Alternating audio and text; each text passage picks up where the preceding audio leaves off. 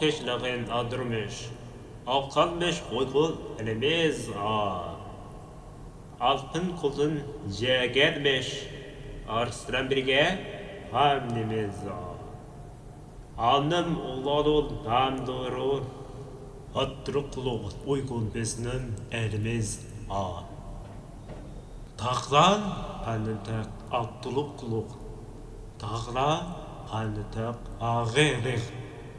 Tavçam basrukluk hanimiz Yayıtta sermiş. Ya geçrik uygun elimiz